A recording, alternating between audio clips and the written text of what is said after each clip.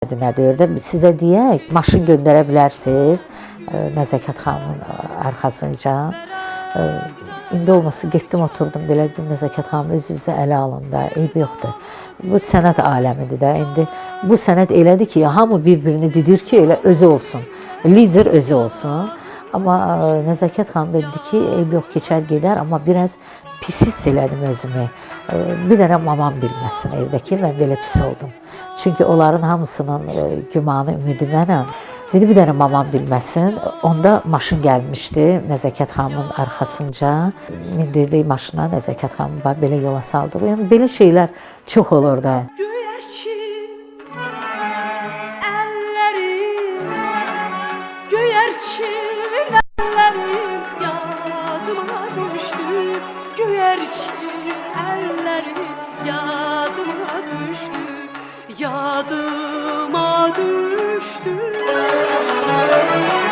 İnsanın elə dövrünə düşür ki, ailə quran vaxtı çox gənc olur, çox şeyi gözünün altına alır, çox şeylərdən keçir. Amma əsl sevgiyə çatanda insan onu itirməkdən qorxur, onun qeydinə qalır, onu qoruyur, onu itirməkdən qorxur. Və Nəzakət xanımda da o elə idi, o onu itirməkdən qorxurdu. Amma inandırım sizi ki, o insanda indi də həyatda var.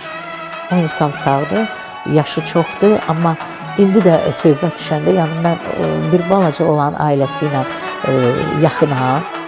İndi də onu ananda çox belə ehtiramla anırlar. Çünki Nəzakət xanım heç kimə problem yaradan bir xanım deyildi.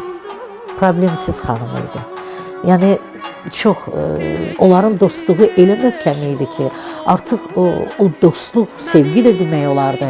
O sevgi dostluq da ola bilərdi. Onun ailəsi də çox sevirdi Nəzakət xanımı. Çünki bunlar özləri onu dostluq kimi belə səliqəli bir kompakt şəkildə saxlayırdılar, bəli.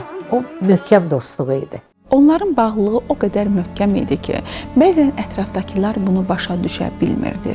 Və Nəzakət xanımın ölümündən sonra yaranan şayələr də məhz bu başa düşməməzlikdən irəli gəlirdi.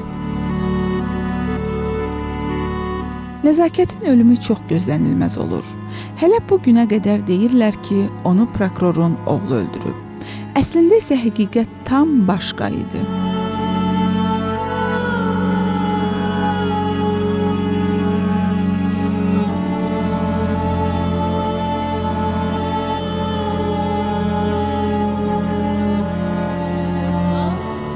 Bir kompleksi var idi onun, yəni ki, boğazında dərisi ki yığışırdı, amma dərisi çox nazik idi, zərif idi və yığışırdı boğazında. Nəzakət xanım bunu özü üçün çox böyük kompleksə çevirmişdi.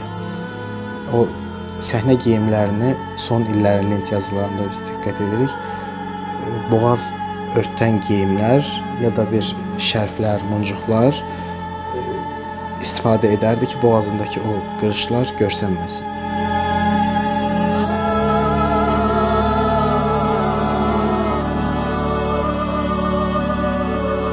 Bir dəfə Nəzakət xanım pərəstişkarlarından birindən bir məktub aldı. Çox gözəl xanımsız, ancaq bu qırışlar sizə yaraşmır.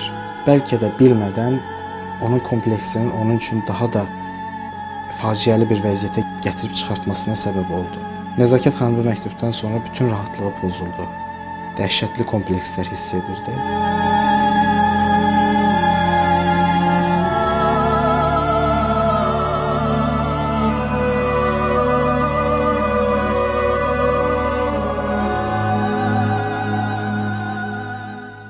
Mənim heç yadımdan çıxmaz, 1980-ci ildə Azərbaycan 10 günlüyü oldu Özbəkistanda. Yəni, çox böyük bir təşviqatla biz ora getdik. Hətta Ulu Öndərimiz özü belə ailəsi ilə getmişdilər. Burada bütün görkəmli sənətkarımız Rəşid Beybutov öz mahnı teatrı ilə getmişdi. Zeynəb Xanlarova öz ansamblı ilə getmişdi.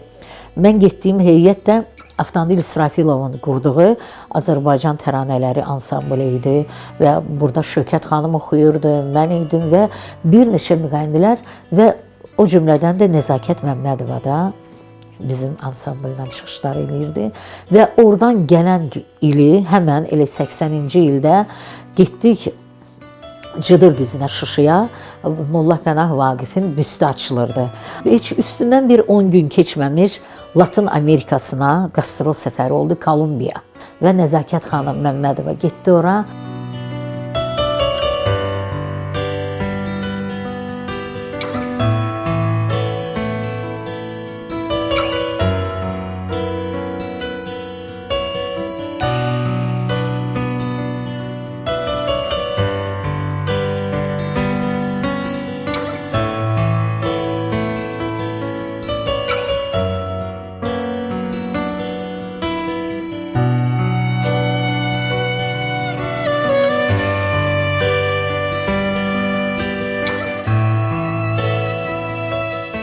1981-ci ilin oktyabr ayının əvvəlində Nəzakət xanım Soçiyə tətilə getmişdi. Kirayəyə qaldığı evin aşağı hissəsində bir kosmetoloqun adresini gördü. Dərhal o həkimin yanına getdi. Artıq Nəzakət xanım qərarını vermişdi. Bu əməliyyatı mütləq etdirməli idi. Sonra o Bakıya gəldi. Bacısı nə qədər onu yolundan döndərməyə çalışsa da razı olmurdu. Artıq o qəti qərarını vermişdi. Və bir həftə sonra da Hindistanda qastrol səfərində çıxışı var idi. Yəni artıq o düşünürdü ki, Hindistana o mirvari qırışlar olmadan getməliyəm. Heç kimlə vidalaşmadan o Soçi şəhərinə getmişdi.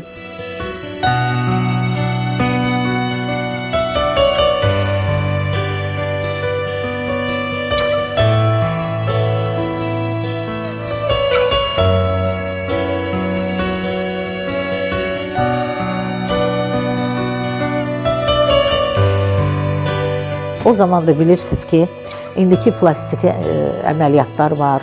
Həkim erməni əsilli idi və Karol Anatoli Ivanoviç. O əslində kosmetoloji işlərlə məşğul olurdu. Yəni plastik əməliyyatlar onun sahəsi deyildi. Sadəcə olaraq Nəzakət xanımın o istəyini görərək mən bir praktika keçə bilərəm kimi bir ideya ilə ona yaxınlaşıb o əməliyyatı həyata keçirməyə çalışmışdı. O vaxtki həkimlərin səriştəsizliyi, bax Nəzakət xanımın yuxu aortasına, yəni yuxu damarına, şah damarına kəsmişdilər və onu ilə də o dünyasını dəyişmişdi və onu yuyanda da onun oyuğu da var idi. Boğazında bir oyuq kimi yer var idi. Yəni o oyuq qalmışdı. Onu da çox belə qabartdılar ki, ay onu vurublar. Amma o dedikodular düz deyildi. O kimə nə eləmişdi ki, onu kim də vursun? Hamımız məyus olmuşduq. Heyf o cürə böyük, gözəl sənətkardan. O qalsaydı çox böyük sənətkar olardı. Çox böyük sənət əsərləri yaradardı. Sonralar Nəzakət Məmmədovanın ailəsinin Sovet İttifaqının rəhbərlərinə yazdığı saysız-hesabsız məktublardan sonra həmin erməni əsilli həkim 5 il azadlıqdan məhrum olunacaqdı. Ancaq Nəzakət Məmmədovanın ölümü çox faciəli olub. Həkim Nəzakət Məmmədovanın qışqırığına məhəl qoymayaraq oranı tərk edir. Düz 2 saatdan sonra gələn təcili yardım maşınında isə hava balonu olmur. Bir sözlə onu yenidən həyata qaytarmaq üçün olan son ümid qığılcımı da belə sönür. Və bütün bu hadisələrdən sonra haqqında danışdığım həmin insanın bütün həyatı dəyişir. Biz bugün onun nə adını çəkə bilərik, nə şəklini göstərə bilərik. Ancaq fakt faktlığında qalır. O bugün də Nəzakət Məmmədovanı sevir.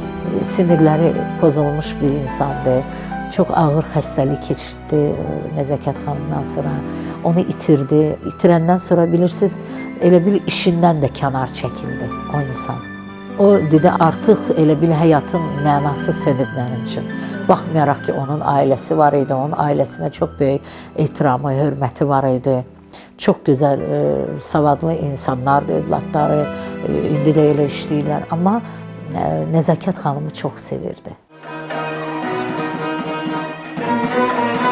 Bir insanın, bir sənətkarın ömür yolu beləcə bitir. Geridə ancaq kədər, ayrılıq yox, həm də anasının ölümü ilə heç cür barışa bilməyən Ceyhun qalır.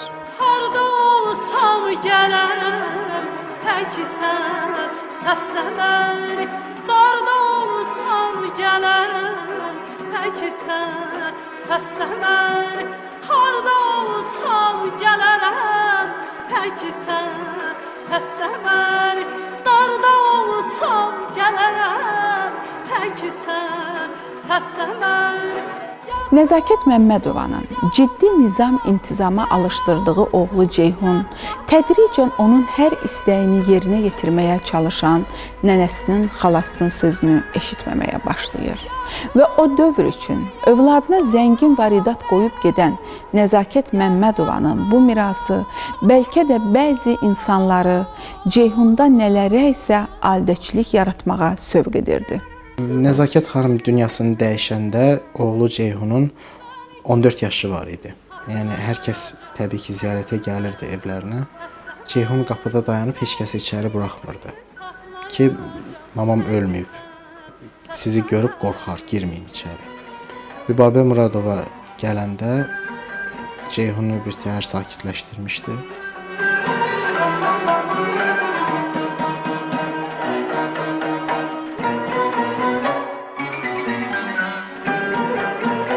Son illərində onun qətiyyən elə bir şey yox idi. Yəni normal, düzgün həyat tərzi keçirən bir insan idi. Nəzakət xanımın hardan ki boyun damarı qırılmışdı, eyni yerdən də nəvəsi Nəzakətin siniri zədələnmişdi, yağışlı bir havada.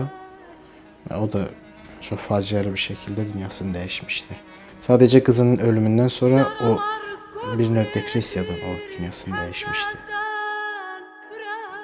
Nəzakət Məmmədova düz 28 il Bakıda uyuyur. Daha sonra yuxuda görürük ki, bizə deyir məni Gəncəyə aparın deyən bacıları onu yenidən Gəncədə, İmamzadədə torpağa tapşırırlar. İz qoyma izim üstə, izim yandırar səni.